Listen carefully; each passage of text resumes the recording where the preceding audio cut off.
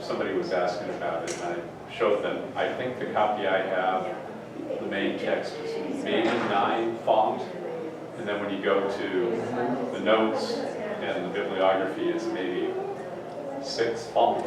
Yeah. and it's 20% of the book. Yeah, pretty much, Yeah. He's really amazing in terms of how well read he is on history and literature. Well, you know, in the acknowledgments, he makes a brief reference to this fellowship that he had that allowed him to write the book, where they basically just said, look, you just do whatever you want for as long as you want. Take your time. Oh, wow. You know, it's like, and whoa. We'll pay you. We'll continue to pay you. And this is what came out. Yeah. So, So his first degree is literature, but his second degree is a medical. Yeah. Neuroscience. That's right, yeah. And did he have a practice associated with that? He did, yeah. Yeah. Yeah, he, in fact, that's where he did a lot of his research. Yeah. Was on patients that had lost function in one of the hemispheres, and that gave him a body of evidence to kind of look on and start piecing some of this together. Yeah. Yeah, one of my younger, I think I mentioned that one of my younger brothers had a stroke a couple of years ago, and it was a left hemisphere stroke, but fortunately, I mean, they got to him really, really fast, because he was an anesthesiologist in an operating room when it happened. Oh. So they were like on him like that. Yeah, And about the only thing that really changed, it was a left hemisphere stroke, about the only thing that really changed was his handwriting got slightly worse. It was like, dude, you're a physician, that kind of goes with it. I thought they took a class in how to write indecipherable prescriptions. Yeah.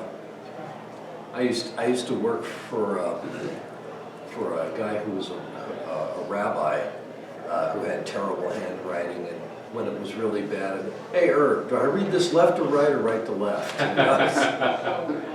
Well, your major professor was Milgram. Yeah. Yeah.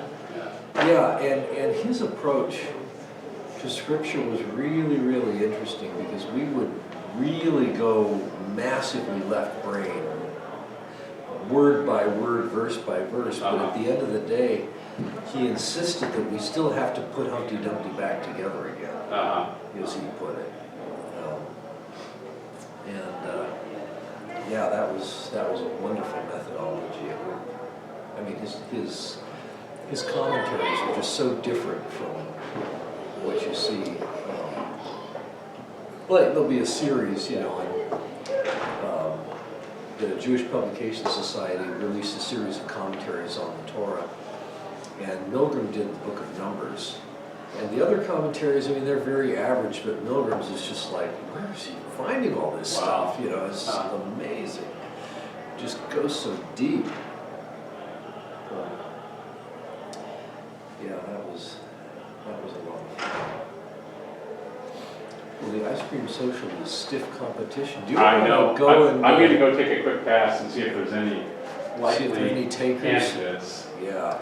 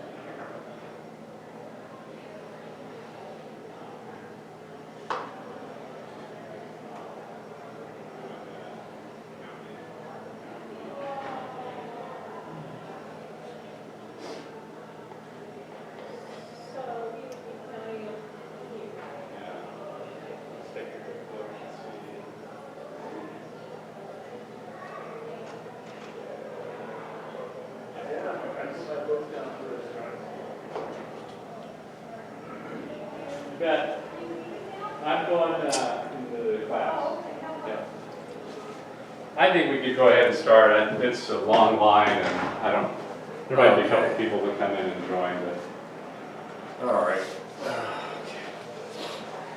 Okay, well, thank you for being here, those who came to make it. We happy few. We happy few, and some with ice cream, some without.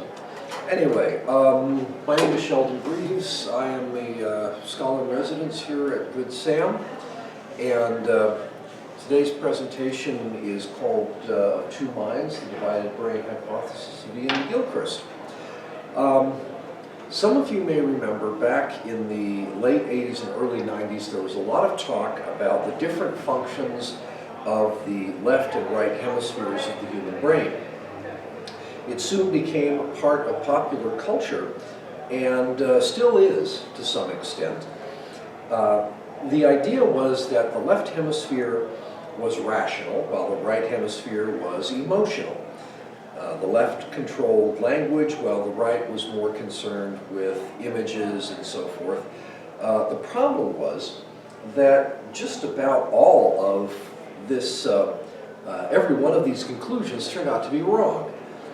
The one thing divided brain science did get right was that the respective hemispheres had different functions, even if it wasn't clear what those functions were. Divided brain psychology gradually fell out of favor and out of fashion among the intellectual elites.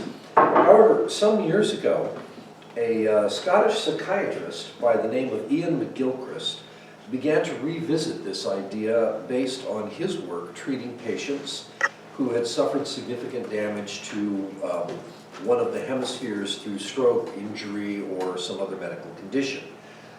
Combining his clinical research, which also included thousands of brain scan studies, and a thorough reevaluation of the medical literature, along with a large number of more recent studies, Professor McGilchrist has developed a hypothesis which explains what the hemispheres do and how they interact with each other. His conclusions were published in his 2009 book called The Master and His Emissary. Now, I want to state at this juncture that I think this is one of the most significant books I have encountered in decades. I say that in all seriousness. What McGilchrist has done is to provide a model that is incredibly useful for explaining individual and collective human behavior.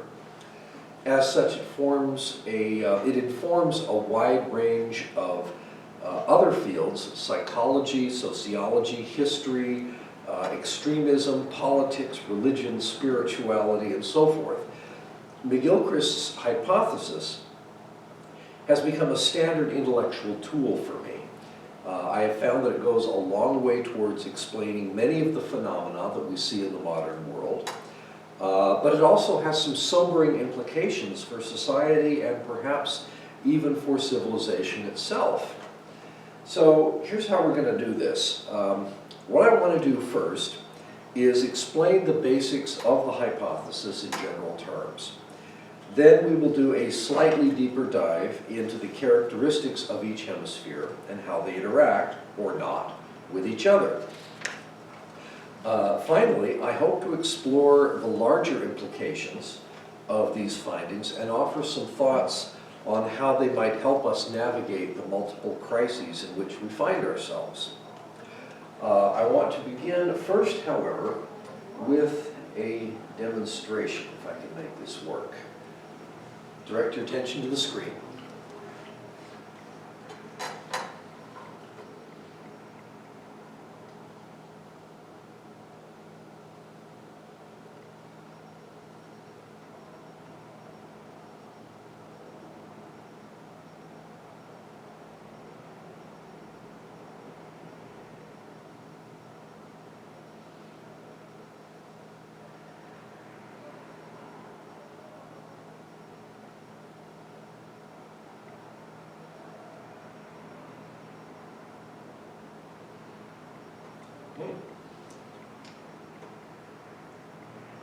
I counted 14.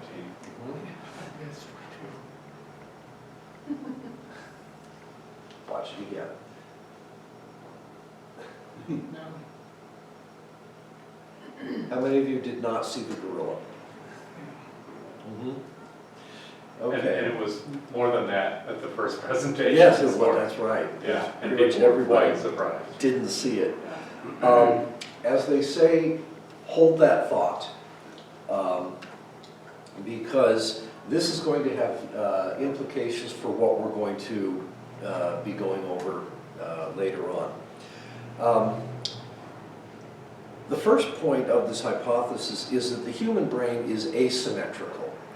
It's divided into two hemispheres, but each one is designed to attend to the world in a different way. And when I say attend, I mean both how it perceives the world and how it interacts with it. The second is that each hemisphere has its own distinct personality. Each has its own self-image, strengths, weaknesses, even agendas. These differences are necessary for the brain to function as a whole, to function correctly when both sides are doing their job as they should. Now, whoops, let's try this again. There we go. The two hemispheres are the result of a dilemma that faces any complex organism. It must attend to the business of gathering food, securing shelter, and other tasks that demand close attention. At the same time, it must also maintain an awareness of the larger surroundings to avoid becoming someone else's lunch. So we saw this when we were focusing on how many times they passed the basketball.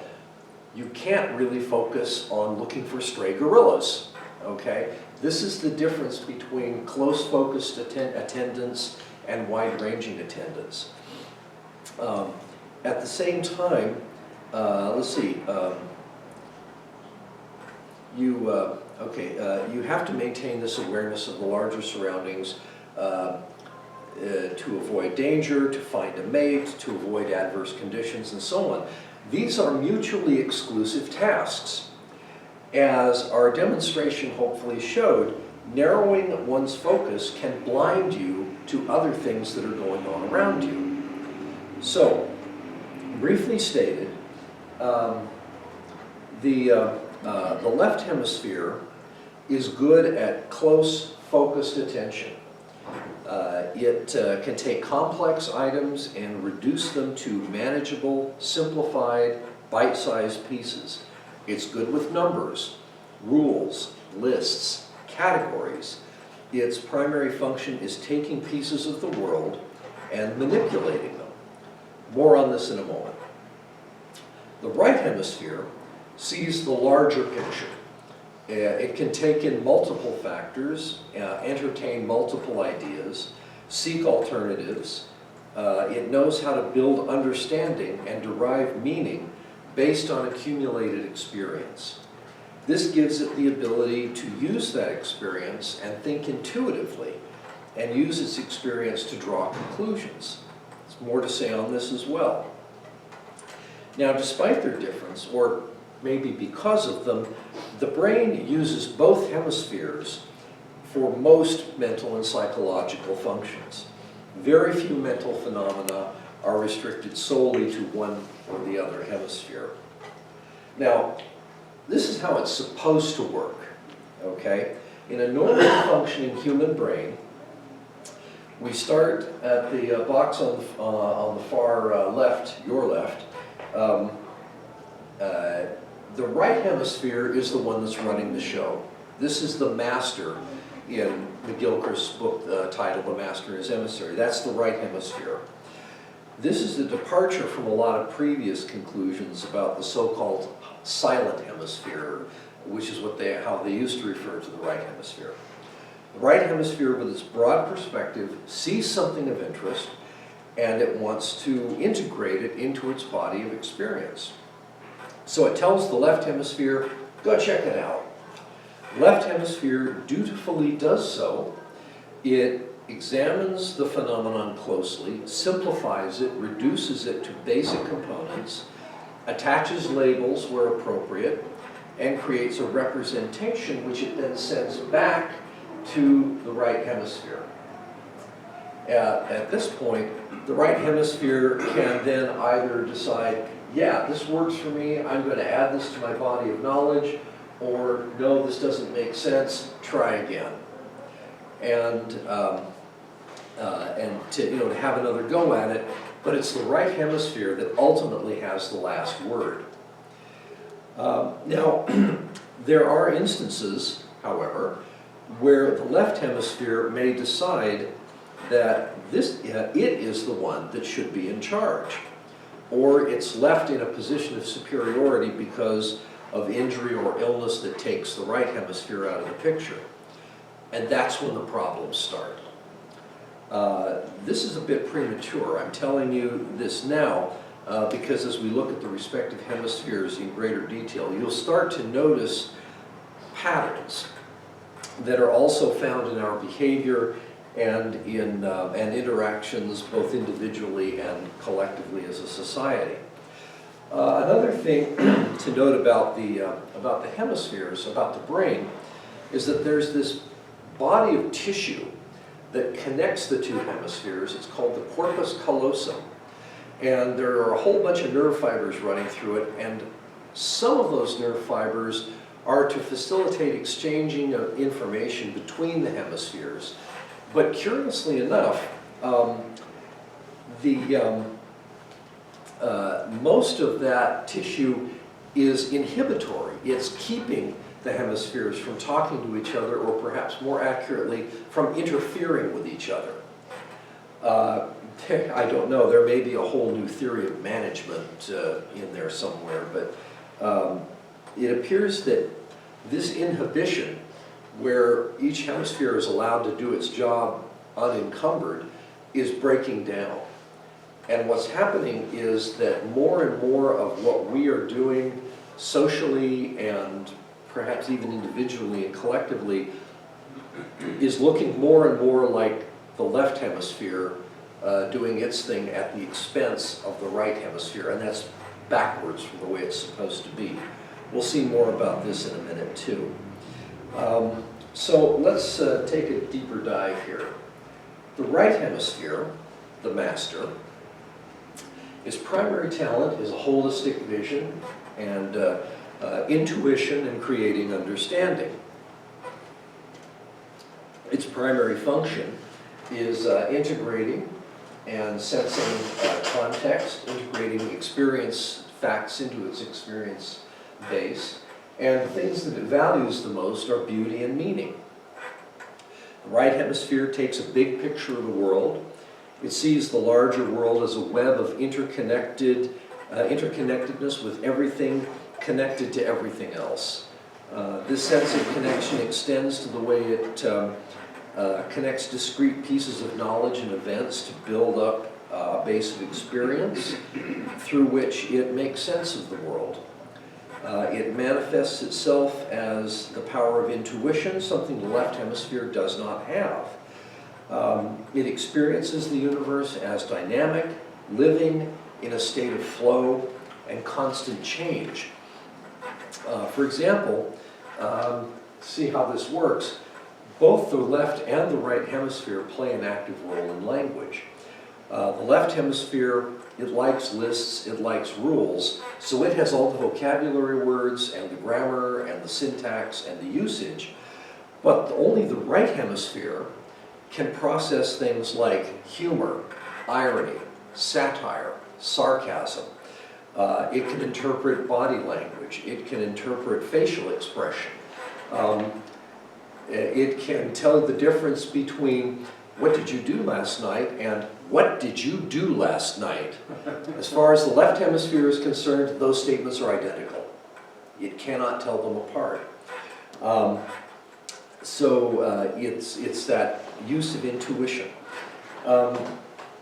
Perhaps most importantly, due to its understanding of connections, the right hemisphere can sense contexts. It has the ability to sense when something is off, or not quite right, or even dangerous. However, since it doesn't have the left hemisphere's vocabulary, this manifests itself as a feeling of unease, or what is technically referred to as the screaming willies. In Malcolm Gladwell's book, Blink, he describes this phenomenon, although he doesn't connect it to divided brain psychology.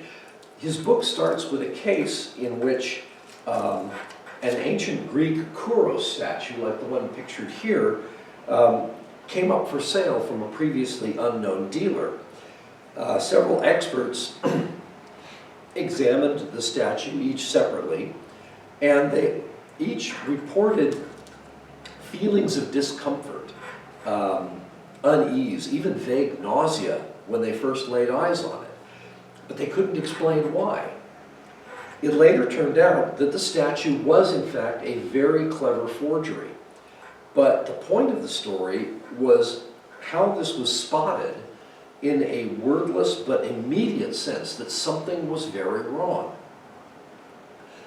Another example of how the right hemisphere works involves the thought processes of great 20th century physicists, such as Niels Bohr. He once described how he just let his mind chew over something, and eventually a solution or a theory would present itself as an intuitive thought. It was only afterwards that he would sit down and do the math to make sure everything added up.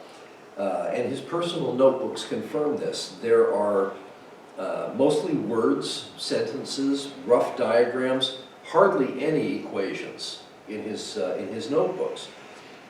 The right hemisphere is usually where an answer to a long-considered problem presents itself, but it often does so as a flash of insight, an image, even a dream. And the lives of famous scientists are replete with these kinds of stories, of this kind of discovery. One of my favorite quotations describing this process from Albert Einstein. So he ate the apple that hit Newton on the head. Yeah, I must have. That's a really funny reference, and I'm sure that's with. I imagine it is. I had a professor who was describing kind of this process, and he said something to the effect of, it's like Newton saying, "I wish these apples would stop falling. I'm trying to think here," you know. That was great. So perhaps because of its wider body of experience, the right hemisphere's personality tends to be slightly subdued or reserved. It's a little less optimistic than the left hemisphere, more realistic about the world. However, it's also capable of empathy and can express compassion, unlike the left hemisphere. Another trait that the right hemisphere is the ability to consider alternatives, to ask the next question, to hold multiple ideas, even contradictory ideas, simultaneously. Because the left hemisphere will only move from a particular problem when the right brain directs it to do so, it doesn't have this ability to shift its thinking or change its mind.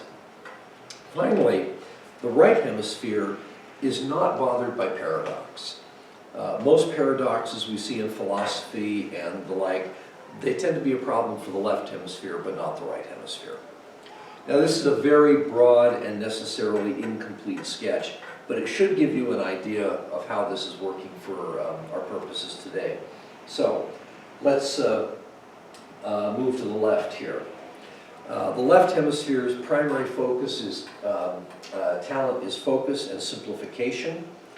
Its primary function is manipulation and acquisition, and the thing that it values most is utility. The need to closely examine and simplify what is complicated demands a narrowing of attention and the ability to stay fixated on the object of attention. In order to achieve that level of focus, one must simplify the object to the point where it will fit into that narrow field of view, which often means breaking it down into manageable parts. These parts are disconnected, disembodied, machine-like, and basically regarded as non-living. Ultimately, the focus comes down to acquiring and manipulation of what it sees. Its primary criterion of something's value is whether or not it's useful. One of the prerequisites of narrow focus is not seeing everything else. To accomplish this, you can't rely on context, because that means you're seeing everything and not your narrow target. So that's where you have to employ rules, and they are a fairly reliable guide if you don't know what the context is. What it knows is limited. What the left hemisphere knows is what it sees at that moment, and it doesn't really know much beyond that. This narrowness of focus also extends to time, as well as space and intellectual content. By this I mean the left hemisphere is not really interested in history or tradition. It tends to dismiss both as meaningless. In fact, in many cases, where something falls outside the left hemisphere's zone of focus, it will sometimes go so far as to claim that the thing in question is repulsive, degenerate, uninteresting, or even non-existent. This creates problems since focus also demands fixation within what it knows or thinks it knows. The left hemisphere must always be right. If it encounters contradictory evidence, it will deny it or double down. McGilchrist relates some shocking instances of stroke patients who have lost function in their right hemisphere, leaving only the left intact. And when they're asked how they felt, they said they felt fine. When asked to move their paralyzed left arm, they would claim that it moved, even though it didn't. And if the immobile arm is placed in front of them, they would respond with something like, "Oh, that's not my arm, that belongs to the chap in the next bed." Or, "The cleaning lady left that here, it doesn't belong to me." The left hemisphere will invent or fabricate something rather than admit that it doesn't know something, no matter how absurd, and it will absolutely believe its own fabrications.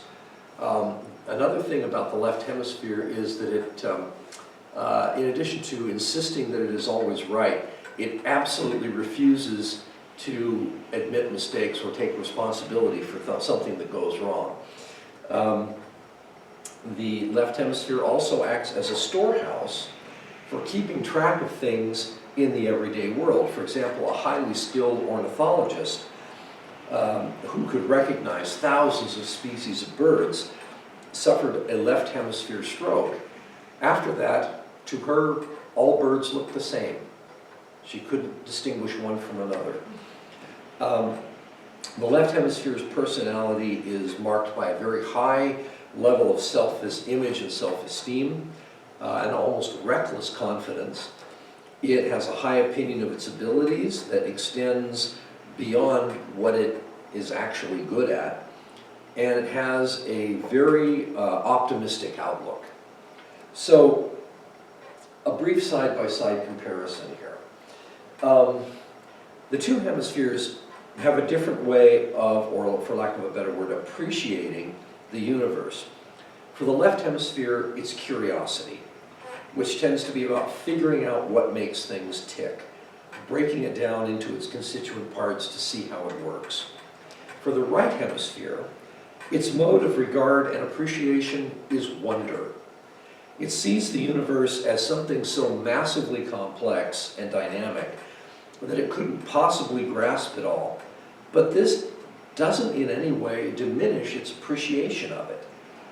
Indeed, you could say that the inability to completely comprehend the universe is part of what makes it so wonderful.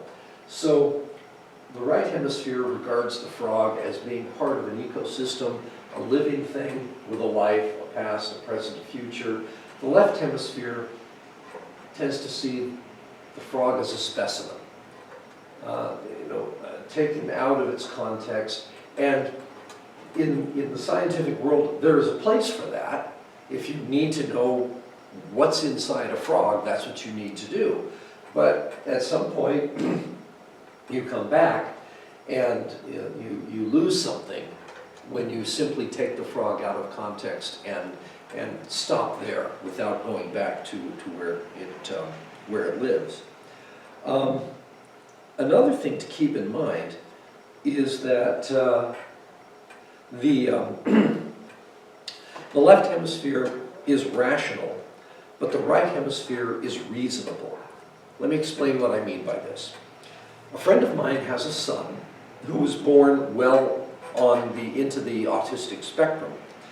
One day the two of them were walking in the park, and the boy saw a bird perched on the lid of a garbage can, and he immediately began to cry.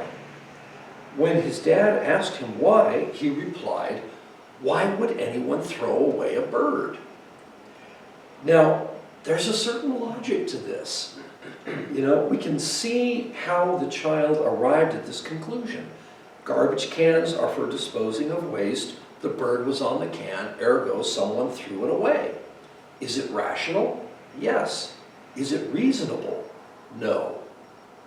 That's the difference. The right hemisphere can bring this large body of a supplementary experience and intuition to these kinds of situations, whereas the left hemisphere can follow a perfectly logical train of thought to a perfectly absurd conclusion.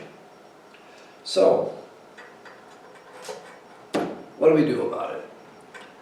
Much of McGilchrist's book is a review of the history of Western thought from the perspective of the divided brain hypothesis. Briefly stated, he shows that there have been a few times in history where the two hemispheres were working in concert as they should. And the results were truly astounding. We're talking Golden Age Greece, the Italian Renaissance, the Romantic period. These are some of the examples that he cites and describes. If the left hemisphere is gaining control and shaping society to fit its personality and agenda, what can be done about it? Individually, we need to do more to strengthen and enliven the right hemisphere by feeding it with those things that make it better able to appreciate and that it is better able to appreciate and evaluate. At the risk of sounding like an utter simpleton, I suggest that we need to listen to more music, read more poetry, spend more time in the arts, both appreciating them and, where possible, actively creating, writing, playing, singing. We also need to spend more time in nature, not just as the birder whose primary objective is completing a life list of species, but paying close attention to nature as a system, dynamic, flowing, with many moving parts that integrate into a marvelous whole. We also need to make more connections with each other and the world as a whole, something that the right hemisphere is very good at and seems to thrive upon. The exercise of compassion must also play its part. Doing good and showing compassion has been shown to be highly effective in increasing one's sense of well-being and overall health.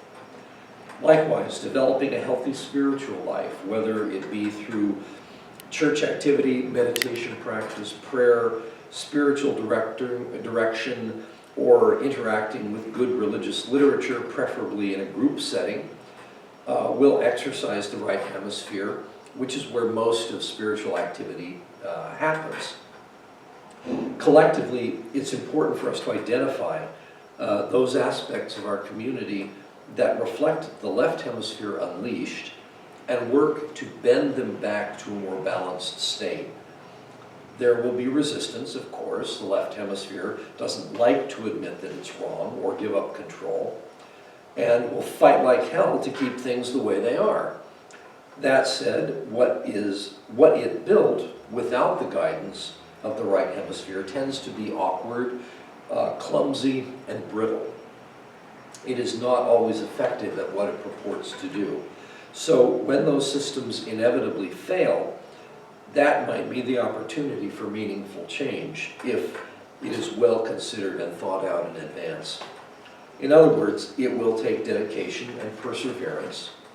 My own feelings on the matter are that this hypothesis is an incredibly powerful tool for understanding much of what is happening in our world today.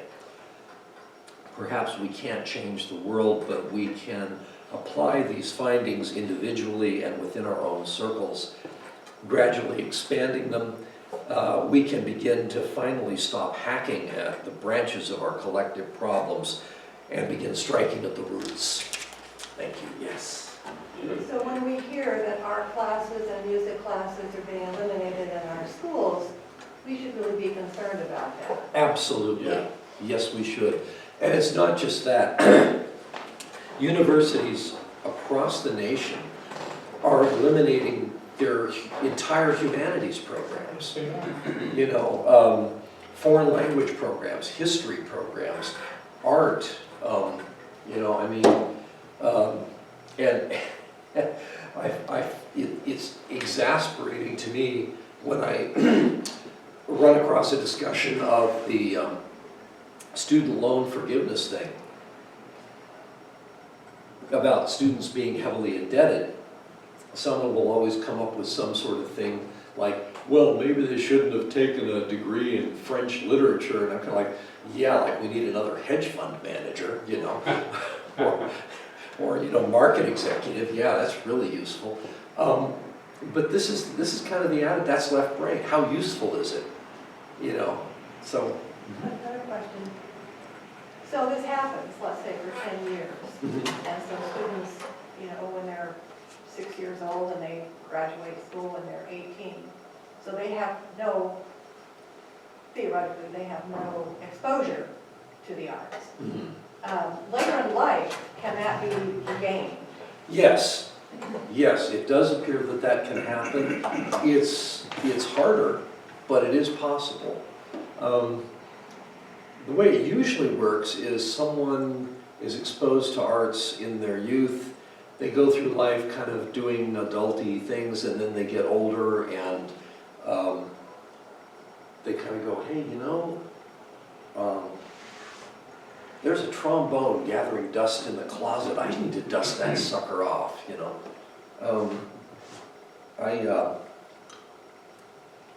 About a year ago, I took up watercolor, you know, and I've been just hugely enjoying it. I may even be kind of good at it at some point. I mean, at least it's recognizable. So yeah, I think that's possible. Another important thing, I believe, is that if we as adults are engaging in doing things in the arts, we need to let the youth see us doing that. Because they see it and they go, oh, okay, maybe that's an appropriate activity for someone who is mature, for someone who's an adult. Maybe it's not just a useless pastime.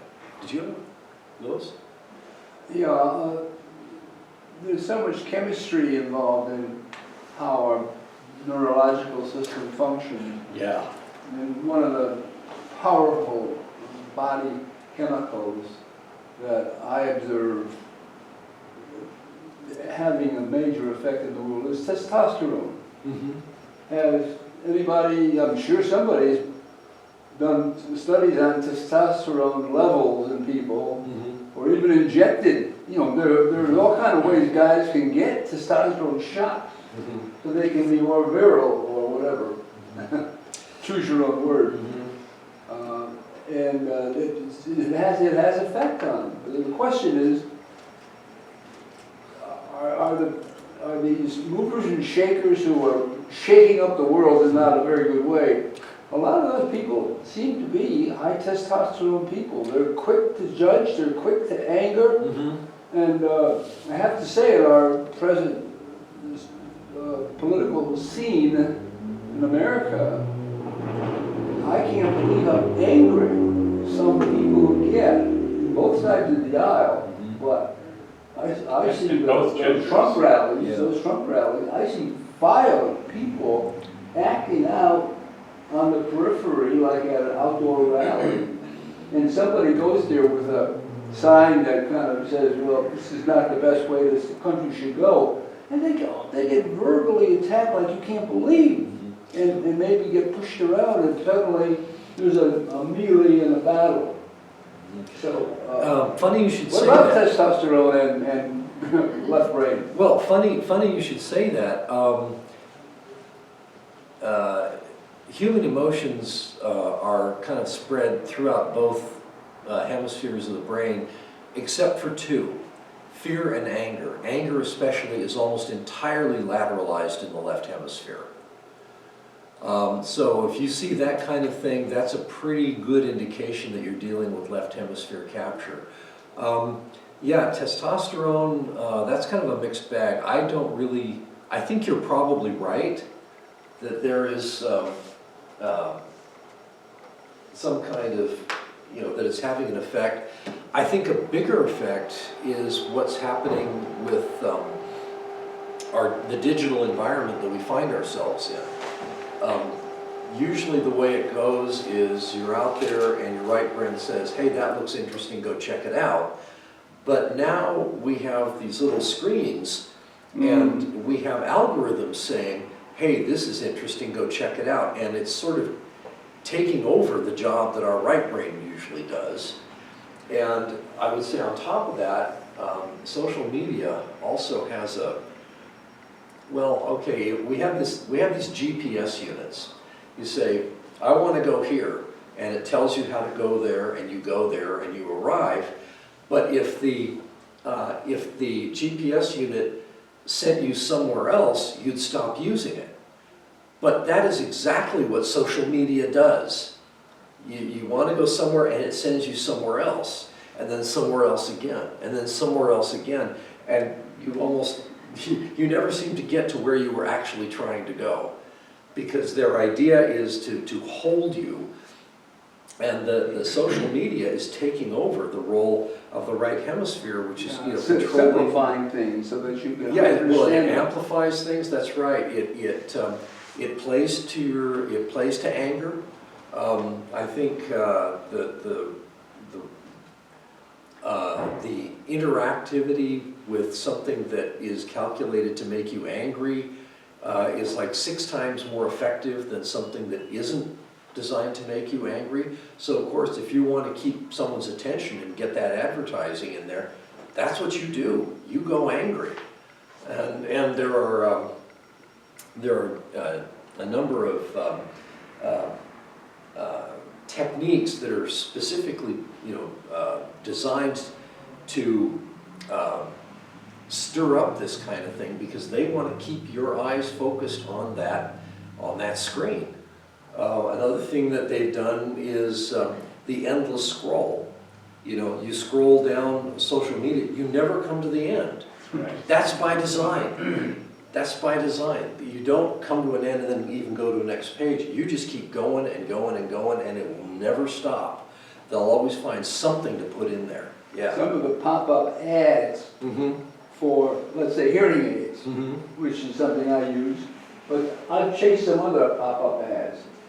And my God, they pose a question, or they pose a question that they have the answer to. You've got to read and read and read before they come up with the answer, but they're obviously priming you for that answer.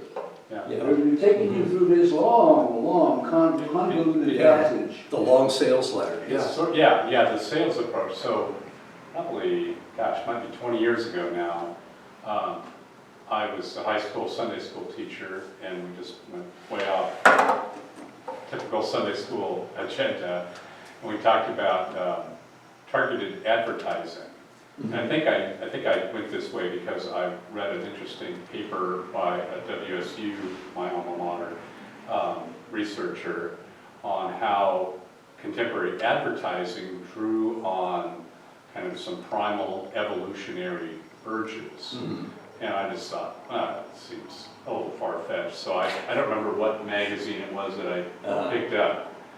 But the assertions in this paper were that advertising targeted at women tended to have kind of nurturing imagery.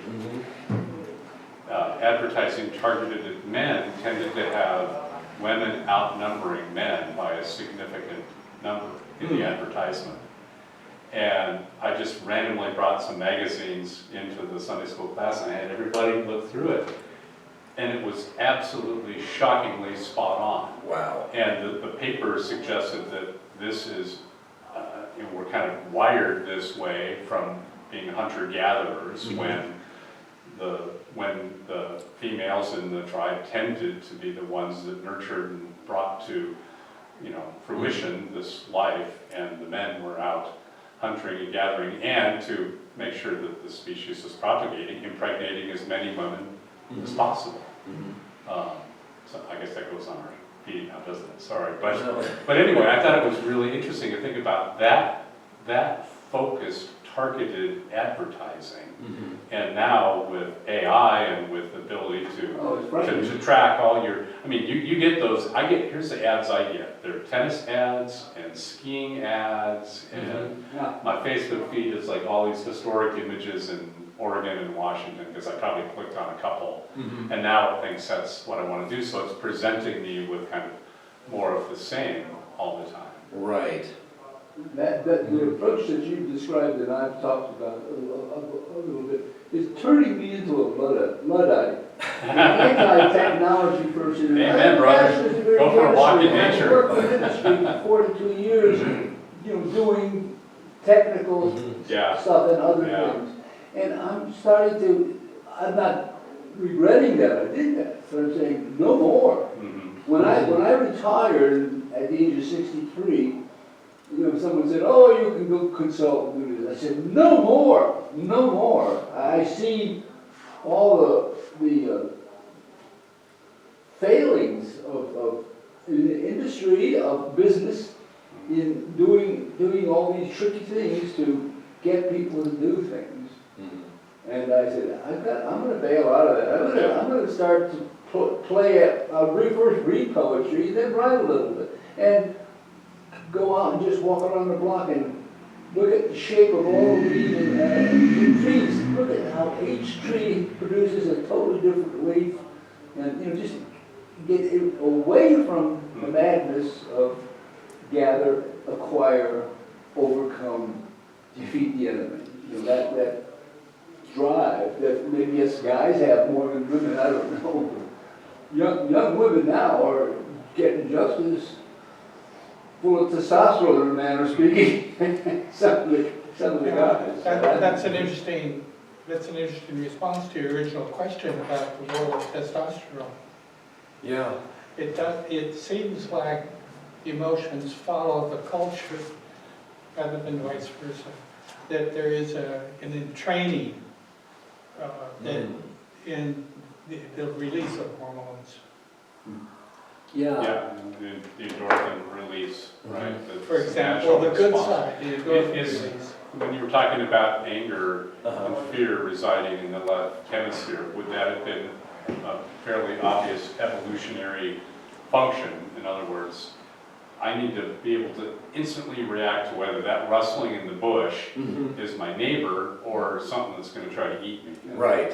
Yeah. Well, fear is healthy to a degree. Yeah. You Well, don't. it may keep you alive. Yeah. Right. If in fact it was something that was going to. Yeah. You don't really have time to sit and think about it. Yeah. So you just boom. But now, when the fear of something in the bushes is not something that we deal with on an everyday basis, That's right. what's kind of the hangover residual effect of having that? Do we still need to have that, sort of stroked? Is that why, imagery and content that's presented to stoke fear or anger or outrage, which is most, the kind of the both ends of the media spectrum, really cultivate making you angry about them. And you point in the direction, right? Yeah. Sounds like pre-war propaganda. Yeah. You're getting your prime ready for battle. And some guys took the bait on January 6th of 21 and went armed to Washington, D.C. Right. Yeah. And the bait's offered by both, the two extremes of the media spectrum. right? With the purpose of what? Advertising dollars, right? And viewership. Right? Oh, yeah, yeah, That's they really love that, you know, so. Quantifiable. Yeah, there's, the other problem too is that these, the tech industry has developed some unbelievably sophisticated algorithms for getting people hooked, finding out who's susceptible and targeting them and so forth. And there was a meeting that was held at Google where they were kind of going through all this with a couple of hundred technical tech head types. Wizards. Yeah, wizards, I guess would be a good way for it. And describing how they were going to set this up and how they were going to use their search algorithms to bring people in and to generate advertising revenue and just kind of build out this world. And toward the end of the meeting, one of the older and wiser heads kind of spoke up and said, just before we finish here, I'm just curious, how many of you here would like to live in the world that we're in the process of creating? No hands went up. So they understand that this is toxic. But there are, you know, the left hemisphere is all about acquisition too, among other things. So Maybe the other statistic that the answer is 0 is how many of them, three-quarters of the way through the thing, got up and walked out. well, I know And say, that we're going in a very, very demonic area, more than just possibly, potentially. yeah. It's going to get us there. Well, and you also hear that a lot of these tech billionaires, they won't let their kids be on social media until they're 16 or 18 or whatever. So they understand that that's. So that's their right brain living with paradox and I cognitive suppose so. dissonance. Yeah. Yeah. So anyway. Thank you. So Thank you. next week, kind of continuing the same topic, Dave Yeah. Bell is going to do a Yeah. presentation. I'd like to jot those titles down. Sorry. The titles of the Same Oh. topic that Dave Bell I is need going to to be put it on doing. paper. Yeah. In my memory. No, that's fine. I'll write it down. Okay. Same time, same place. And the author's name again? Ian, I-A-I-N.